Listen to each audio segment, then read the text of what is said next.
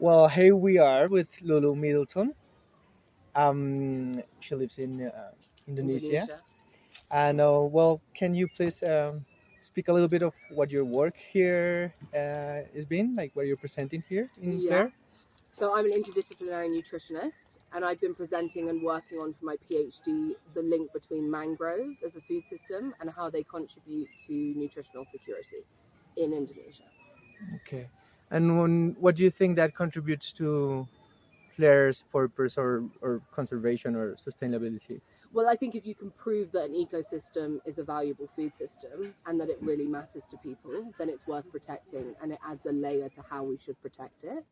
And I think Flair is trying to be and striving to be more interdisciplinary. So I think having different kinds of projects here really matter.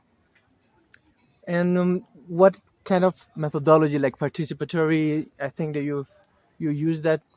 Do you think that that is the best way to go for, or is an alternative, or Yeah. research and participatory methods? What's that about? Yeah, so I use both non-participatory and participatory methods. But when it comes to mapping a food system or talking about food, I think the people that eat it, utilize it, catch it, or harvest it are the ones that know best. So we use a specific mapping tool that we created with the community to map the food system. So I do believe participatory methods are best. I think they're harder to do in certain areas of nutrition, but I think there's always ways to incorporate local knowledge and ask the opinion and advice and feedback from the community you work with.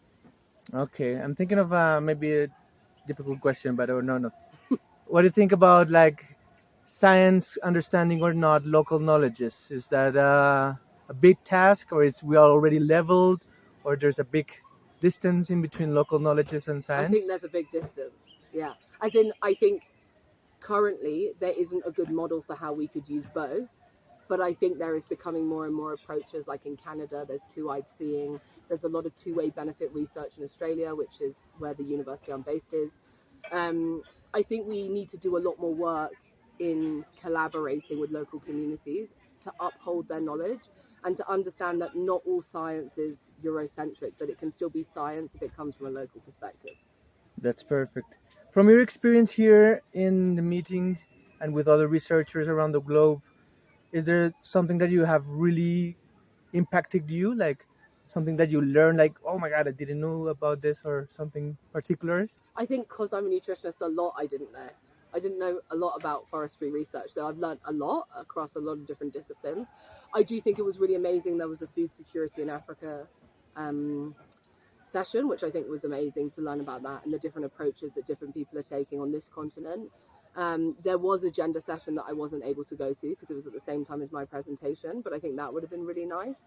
But in general, I've learned a lot more about conservation and learned about the steps that scientists are taking to conserve and protect forests, which is coming from the different angle that I come from as a more people-based scientist and working from a food perspective.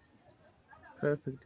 Maybe one last one. And from these meetings, there are change a lot, different types. What do you think this is going to be going on every year? Yeah.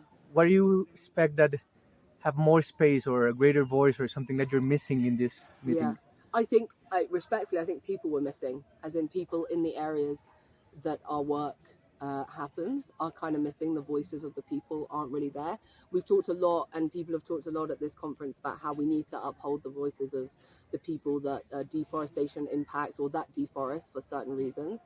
So I think I would love to see in the upcoming years a lot more people-centered research and a lot more like livelihood specific research because it is forestry and livelihood. But I think a lot of it relates to more subsistence use or people are using the term poverty a lot. But I think there could be a lot more on actual livelihood and livelihood improvement strategies and alternative livelihood strategies Hmm, related to forests. interesting. Do you think it's possible, or you would think that the communities or your partners in Indonesia would be willing, or is good for them to come here? Would there be a Yeah, possibility? I think they would. I think it would be difficult given their livelihood because a lot of communities that we all work with are part of deforestation because they need to be. And I think if we lived in a shame free world, they'd be able to come here and share their perspective. But I think it can be very difficult for them. But I do think there should be a space for our participants to come and share their stories. That's perfect. Any other comment? Nope. Thank you very much. You're welcome. Have a good return trip.